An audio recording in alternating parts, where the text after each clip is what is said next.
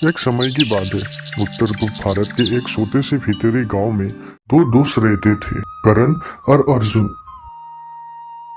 उस गांव में अगर कोई बीमार पड़ जाता तो अच्छे इलाज के लिए शहर जाना पड़ता था, लेकिन शहर सैकड़ों किलोमीटर दूर था।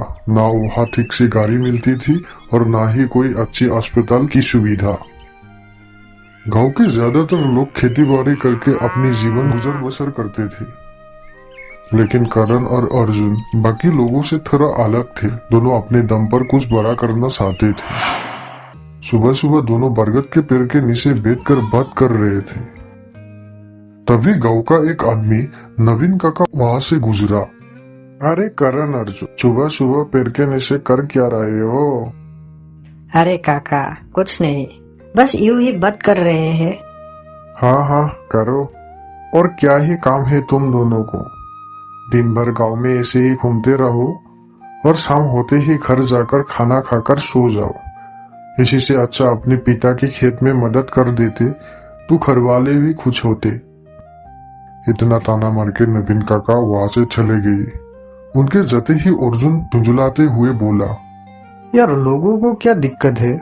हम कुछ करे ना करे, हर बात पर तोका तोकी क्यों? छोड़ना यार, लोगों का काम ही है दूसरे पर उंगली उठाना। अगर हम उनकी बातों पर ध्यान देंगे तो हम और बाकी सब में क्या फर्क रह जाएगा। हाँ, ये तो सही कह रहा है। अच्छा चल, अब बता सुबह सुबह क्यों बुलाया था? यार अर्जुन, मेरे दिमाग में एक आइडिया आया है। अरे वाह, आइडिया? कैसा आइडिया? दोनों बात कर ही रहे थे, तभी गांव के दूसरा आदमी रमेश वहां से गुजरा। करण और अर्जुन को बरगद के पेड़ के नीचे देखकर रमेश ने आवाज लगाई, ओए करण अर्जुन, क्या कर रहे हो इतना सुबह? कुछ नहीं रमेश जी, बस आपस में बात कर रहे थे। अच्छा ठीक है, असल में एक बात पूछनी थी। ये तो तुम्हारे घर ही जा रहा था, अच्छा हुआ वहाँ मिल गए। तुम दोनों की उम्र कितनी हुई अब? उम्र पूछते ही करण थोड़ा सिर कर बोला, क्यों रमेश जी, हमारे उम्र से आपको क्या लेना देना? अरे नहीं नहीं, ऐसी कोई बात नहीं। पिछले हफ्ते जब मैं तुम्हारे घर गया था तो तुम्हारे पिताजी ने कहा था कि अगर कहीं कुछ अच्छा काम मिले तो बच्चों को बता देना, बस उसी वजह से पूछ रहा था। ओह अच्छा, तो सुनिए, हम दोनों 20 साल के हो चुके हैं। ठीक है, बस इतना ही जानना था। अच्छा, अब मैं निकलता हूँ, तुम लोग अपनी बात करो, फिर मिलेंगे।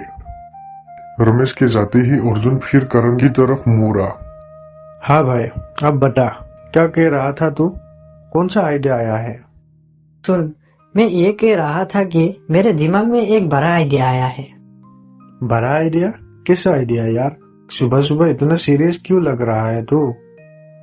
करण ने चारों तरफ देखा, फिर थोड़ा धीरे बोलते हुए बोला, यार हम लोग हमेशा कहते रहते हैं कि गांव में कुछ नहीं होता, मौका ही नहीं मिलता, लेकिन अगर हम ही कुछ शुरू कर दे तो?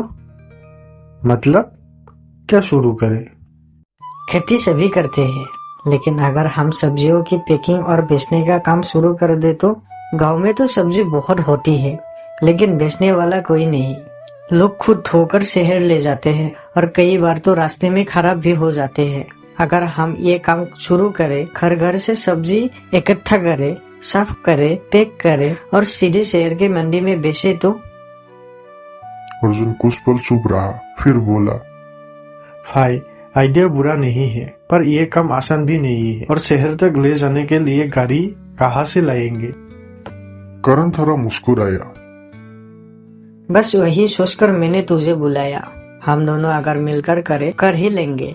और रमेश जी जो काम ढूंढ रहे थे, शायद उन्हें भी साथ ले ले, उन्हें ट्रॉली चलाना आती है। अर्जुन का चेहरा धीरे धीरे चमकने लगा। अगर ये सच में हो गया ना करण, हमारा गांव भी बदल जाएगा। लोगों को शहर जाने की जरूरत नहीं पड़ेगी और हमारा भी एक पहचान बनेगी। करण ने सिर हिलाया। हाँ, और हम ये काम छोटे से शुरू करेंगे। पहले 2-3 घरों से सब्जी लेंगे, देखते देखते कम बढ़ जाएगा।